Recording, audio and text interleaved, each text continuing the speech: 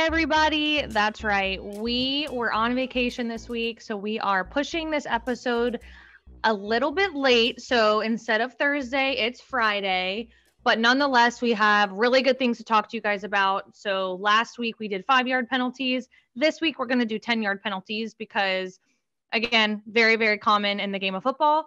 So let's get to it. My name is Christine. I am your average Joe Schmo when it comes to sports knowledge, and I am here to ask all the questions that you guys have at home. And I am Sarah, your self-proclaimed sports expert. I am here to answer all of the questions that Christine has, and hopefully all of those questions that you have at home. And I mentioned it earlier, Christine, but let's just address the elephant in the room. I'm wearing the exact same outfit as last week, and it looks like I'm in the exact same location. I am, in fact, in another Courtyard Marriott, but I am in Louisville, Kentucky this week, whereas I was in Birmingham, Alabama last week. So it is just the never-ending saga of me traveling for work, but eventually we will get back into a routine of me being at Hub and recording on Tuesday. But like you said, this week was a little wild with being in Jackson Hole, Wyoming, but hopefully you guys will give us some grace because it was definitely a trip of a lifetime. Oh my gosh. It was seriously, if you guys have not been to Jackson Hole, I'm a member of this website called Scott's Cheap Flights, and it's pretty much just a business that revolves around finding cheap airfare. Sign up for it. It's like $40 for the year, but that's how we booked this trip because I got a notification back in March that the airfare was really, really cheap. And so I called Sarah and Mom and I was like, you guys want to go on a girls trip? Let's go. And we booked it for October. And which seemed like honestly forever away, Christine. Like, yeah, it seemed like forever away, but it always does. And then it always gets here so fast. And of course the trip ended so fast. Like we had so much fun. It was so beautiful. But back to what you were saying about what you're wearing, Sarah, it's okay because I'm still in my sleep shirt. Hey, with Johnny Bravo on it. Yeah, it's got Johnny Bravo. So don't feel bad. It's okay. How does Johnny Bravo say, hey, mama? Hey, mama. That was my best impersonation. Hey, mama. That's awesome. Okay, let's get into 10-yard penalties because obviously we're in the middle of our football series. We did 5-yard penalties last week. We're going to do 10-yard penalties this week. And there aren't as many 10-yard penalties as there are 5-yard penalties. There aren't. And next week we're doing 15-yard penalties, which are even more difficult to explain, but you do get into some difficulties here. So instead of breaking it up into offense and defense, there are going to be some penalties that are offense and defense in this one. And then special teams is brought in as well. So as a reminder, the offense is the team with the ball. The defense is the team trying to stop the team with the ball. And then the special teams team is anytime there is a kicker or a punter on the field, both sides have their special teams unit on the field. Does that make sense? Yep. So kick return or punt return, or the kicker, the kicking team or the punting team, that is all considered special teams. So that's not offensive or defensive. And again, right. I'm breaking that down for you because there are going to be some penalties that I'm talking about that are normally during special teams. So okay, so are we starting with special teams? We're not really starting with, and there's not really like offense, defense, and special teams. I'm just going to be kind of combining here we go again. I'm going to be combining some of these penalties, like a legal block in the back, for example. Okay. It can be an offensive penalty or it can be a special teams penalty. So you typically see it on special teams. So during a punt or a kick play from the returning team. So from the team that is receiving the ball from a punt or a kick, a legal block in the back is when somebody is blocked in the back. Illegally from the back. Illegally from the back. All right. All right. So illegal block in the back, you said, happens typically with the team that is receiving the punt return. Receiving the punt or kick return. Or kick return. Yes. Okay. Yes, correct. So punt or kick return, illegal block in the back. The guys receiving the ball, they're trying to get up the field. Everybody's running full speed at each other, right? And so these people, this special teams is trying to block this special teams. And what you'll get sometimes is an illegal block in the back. Okay, so pretty much you're just not allowed to push somebody from behind. That's right. You cannot push somebody in the back. So normally, like I said, you will see that on a special teams play, but on rare occasion, I honestly cannot remember the last time I saw it on an offensive play. But apparently you can get an illegal block in the back on the offense whenever you have the ball and are trying to move the ball down the field.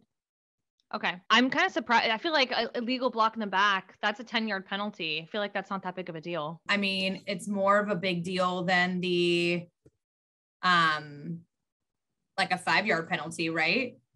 Yeah, that's what I'm saying. Like, I'm kind of surprised it's not like a 5-yard penalty. It doesn't seem like they would be that big of a deal. It's just like a little push to the back. Well, you push somebody in the back, they can get really hurt, right? True that. All right. So then that's the referee signals. Hello. Oh, yeah. Oh, yeah. Duh. How could I forget? So the illegal block in the back symbol for the referee is the left hand is grasping the wrist of the right hand, and the right hand is honking a horn. Beep, beep. All right. So, and your right palm is sticking straight up. Yeah. So your right palm is sticking straight up, and beep, beep, illegal block in the back. For some reason, I thought this was it, but that's actually, I'm pretty sure it's pass interference. So yes, it is one hand, illegal block in the back, like this. High five. Yes, there you go, Christine. High five. It's hard to explain, you guys. Like I said, if you're not watching us on YouTube, how to explain the body motions that I'm doing for these referees. But yes, left hand grasp the wrist of the right, and then beep, beep the horn. So that is the referee signal for illegal block in the back. All right. So illegal block. What's the next one? Illegal block in the back. Right. So the next one is offensive holding. So as a reminder, last week we did defensive holding, which was a 5-yard penalty and an automatic first down. Remember? Mm-hmm. So offensive holding, you will see mainly on the linemen. So those big guys that I explained to you last week that are lined up in front of the quarterback, they look like big gorillas. Yep. Like they're gorilla stands, and they're blocking the defensive linemen from tackling their quarterback, right?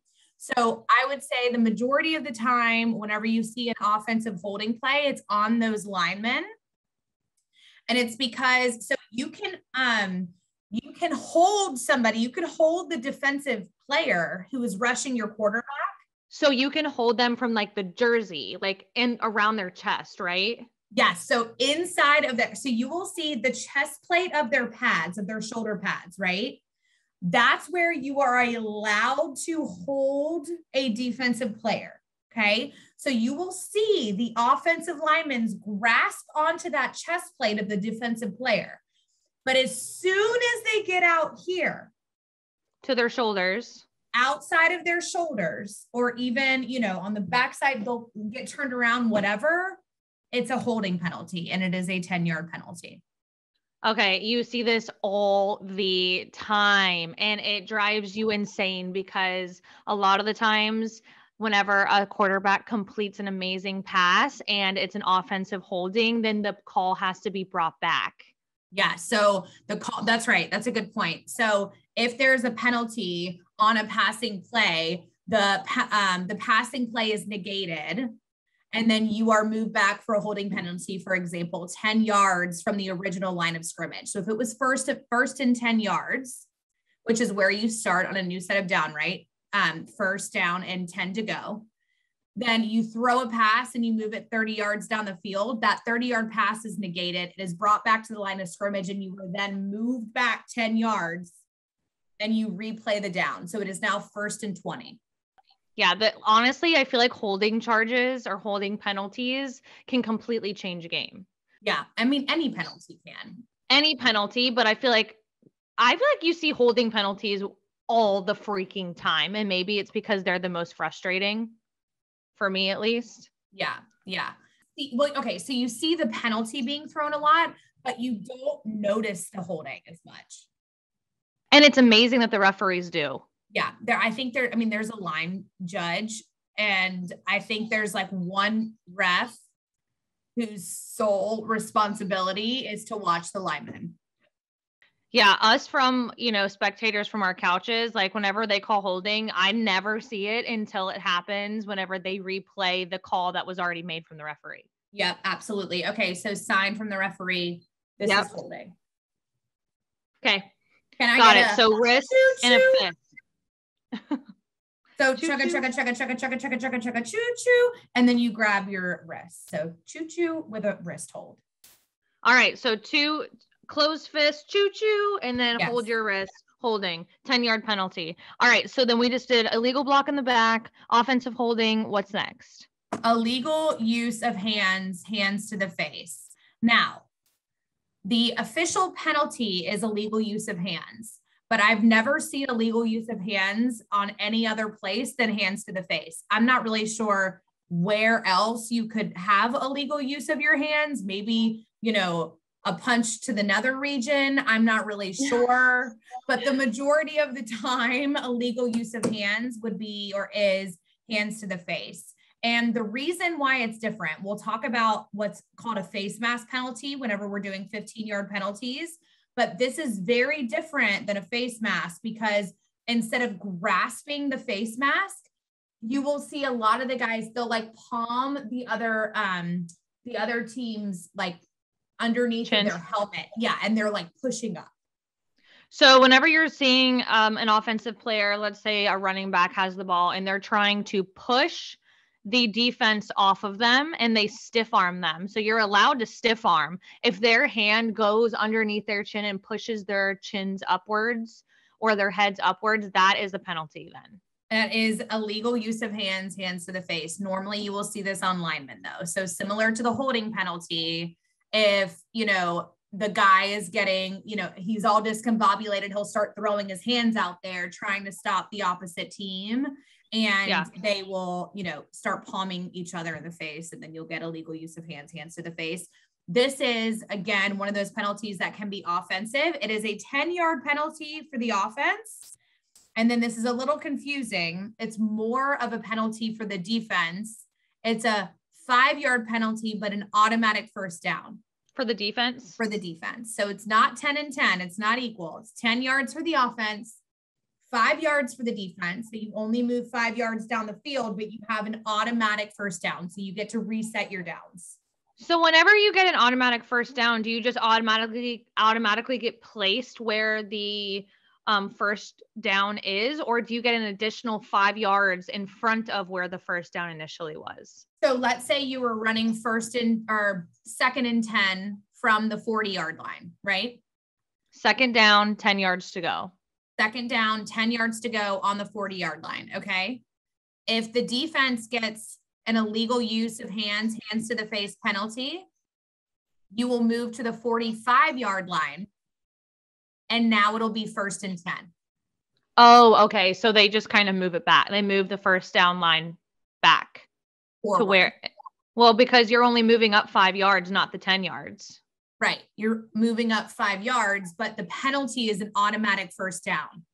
So that's what I'm saying. So they move, instead of having to go the 10 yards to get the first down, they just move the first yard or the first down line backward. You know what I mean? Because you're only having to move 5 yards instead of 10 yards to get the first down. Right. But that's just part of the penalty. Like it's so you're not, so you don't get to go to the 10, you don't get to go 10 yards for the first down and then get the additional 5. That was my question. Oh, no. It's just 5 yards, a 5-yard penalty. But once you reach that 5 yards, you get to restart your downs. It's an automatic first down. Got it. Okay. That makes a lot of sense. So then what's the signal for illegal use of hands? So I'm Googling this because I'm like, it's so similar to a block in the back. Which is, what was the block in the back again? Oh yeah. And this high five. And this is just the same thing, but basically with an upward motion. Oh, okay. So illegal block in the back is just holding it, and then illegal hands to the face or illegal, what was block? Illegal use of hands to the face is an upward motion. That's right. It's like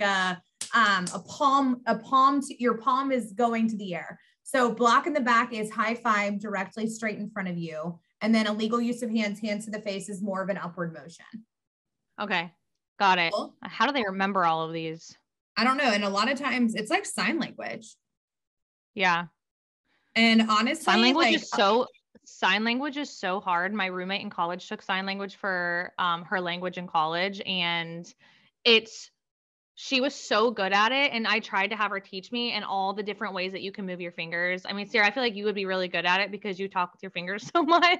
I would really, really enjoy sign language. Yes, absolutely. But a lot of times they won't say what the penalty is. So that's why we're telling you guys what the ref is motioning, because they won't like say it over the loudspeaker. You just kind of have to know what the penalty is. Does that make sense?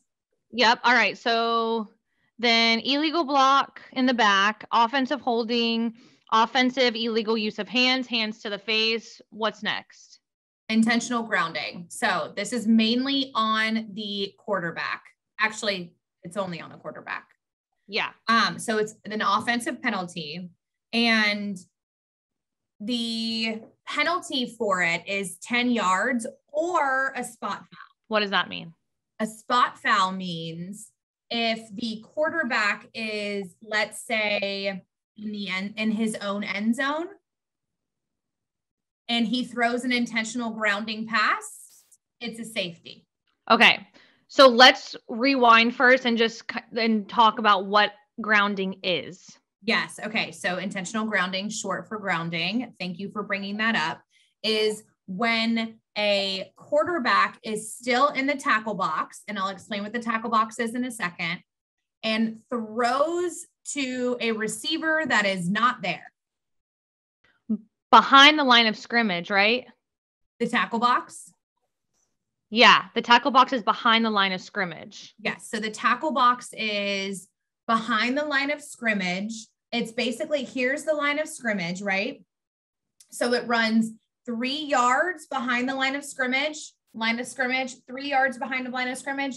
And the outside of the box are the offensive tackles. So again, those big gorilla looking guys that are lined up in front of the quarterback, those ineligible receivers that we talked about last week, the outside of those men are the outside parameters of that box, of that tackle box. All right. See, I didn't know that. I just see, you usually see intentional grounding whenever the defense is about ready to come up and sack the quarterback. The quarterback doesn't want to be sacked, so he tries to throw the ball away. That's correct. And most of the time there's not a receiver there, but they try to get it. It stresses me out every time because a lot of the times whenever they try to get rid of it so frantically, it can lead to like an interception or a fumble, or, because of his hands in forward motion, then it's going to be considered. Wait, if the quarterback's hands in forward motion, it's a fumble, right? If their hands hit. Incomplete pass. If it's going forward at all, it's an incomplete pass. If it's going backwards at all. And so if it's coming, even if it's all the way back here, if his hand starts to move forward and the ball comes out, that would be an incomplete pass. Okay. Got it. Yeah. But it's yeah. So then to your point, so the quarterback is obviously feeling rushed enough to make a dumb decision to throw the ball, and is throwing the ball to a receiver who, like I said, who's not there. Right. And they're still in that tackle box. So I'm not sure the reasoning behind it, but basically what they're saying is, if he is out of the tackle box and he throws the ball, I'm guessing like they can say that it's more of like a planned play. I'm not really sure what the reasoning is behind getting outside the tackle box, because if he's outside of the tackle box, if he runs outside of the tackle box and throws to a receiver who's not there, it is technically not intentional grounding. Okay. So rewind to what you were saying about a safety. Yes. So 10-yard penalty, intentional grounding, or a spot foul. So what is a spot foul? So a 10-yard penalty, very obvious. And you also have a loss of down. So if it's 1st and 10, if there's a holding penalty, you would replay 1st down, but it would now be 1st and 20. With intentional grounding, it's a 10-yard penalty, but you lose that 1st down. It is now 2nd and 20. Oh, okay. Okay. So that's the first thing. Intentional grounding is like a big deal because of that. And obviously the 10-yard penalty. But another really big deal about intentional grounding is the reason why the spot foul exists is because if, let's say the offense is lined up on their own 1-yard line, okay? Meaning the quarterback is in their own end zone. And go back to our Football 101 episode, you guys. A safety is when somebody is tackled, when the offensive player is tackled in their own end zone, right? So they're trying to get 100 yards to the opposite end zone. If they're tackled in their own end zone, it is 2 points and the defensive team gets the ball back, okay?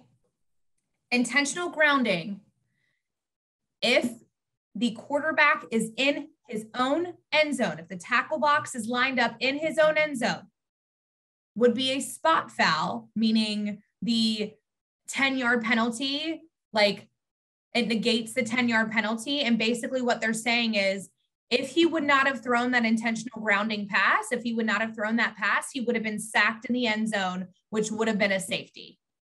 So they just use intentional grounding. They count it as a play. So they count it as a play. That's right. So if you get an intentional grounding in the end zone, in your own end zone as a quarterback, it is a safety for the opposite team. That sucks. Yes. And that's really the most stressful time for a quarterback, especially that's why you see a lot of quarterbacks whose backs are to their own end zone, run the ball. And you're like, why are they running the ball? They're not getting anywhere. It's because they need to get out of there. Get the ball like further and further outside of the end zone so that it gives the quarterback a little bit more room so that they're not making rash decisions. Yeah, I feel like 9 times out of 10, you're going to see them running the ball straight out of that end zone because the longer they're in the end zone, the more pressures that's on them, the more chances that they're going to have to throw the ball away.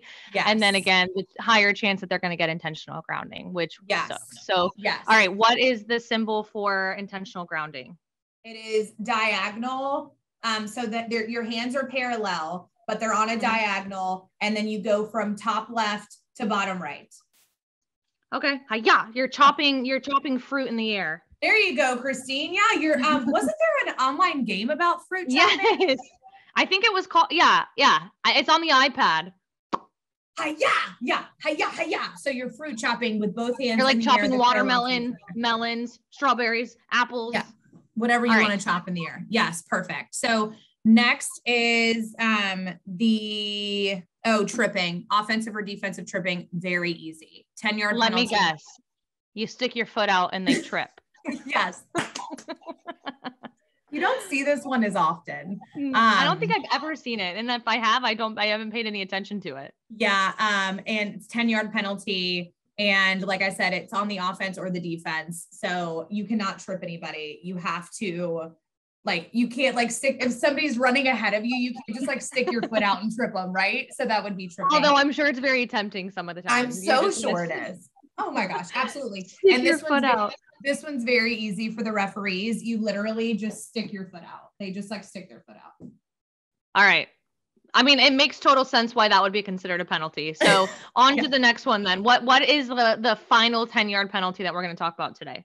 Offensive pass interference. And this one is kind of subjective, okay? But what you'll see a lot of times is defensive pass interference, which we will talk about next week because it is a 15-yard penalty or a spot foul. So we'll talk about that next week. But offensive pass interference basically means the defensive player has a chance to make a play on the ball. So they can catch the ball, they can intercept the ball, and the offense, the receiver is like, no, you're not going to do that. I'm going to basically tackle you and not allow you even a chance to catch the ball.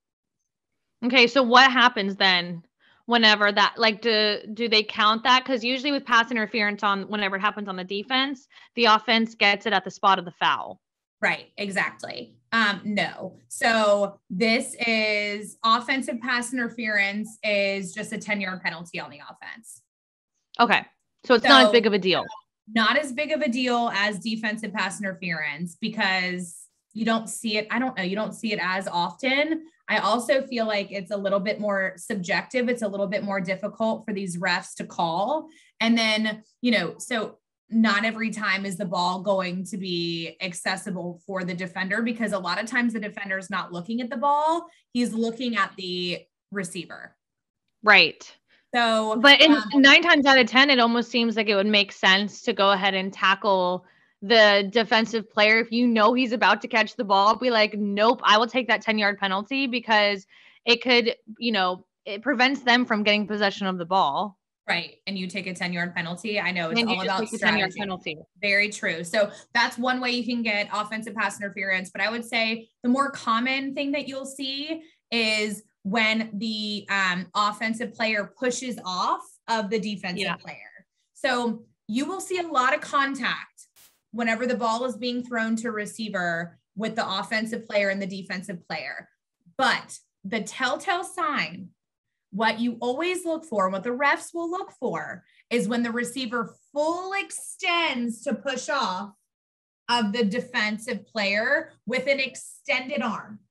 To give them more momentum to catch the ball. To give them more momentum to catch the ball and to stop the defender, right? So if you're pushing off of the defensive player, you have a straight arm, you are stiff arming them, you are pushing them off, whatever you want to call it, that would be offensive pass interference. It would negate what if you caught the ball, and it would be a 10-yard penalty from the original line of scrimmage. Oh, so the call gets back. So the call gets called back. No matter how long of a pass it was, if it was a 50-yard pass, if your line of scrimmage was on the 20-yard line, you are now on the 10-yard line. Oh, that sucks. And I mean, you literally feel like you're walking the entire length of the field because you made a boo-boo. You should not have pushed off the defensive player. It's so instinctual though. Sometimes it's like you want to catch that ball so bad. These players don't even think about it. And then, that sucks because you got to bring it all the way back. Yes, you do. Yes, you do. Okay. And then pass interference. What's the symbol? Is both hands high five. Got it? So pushing forward. Pushing forward, both hands up in a pair. They're parallel to each other, and you just double high five. Woo! Boop. And that's it. Those are all the penalties. So double high five to our episode this week, and let's wrap it up, Christine.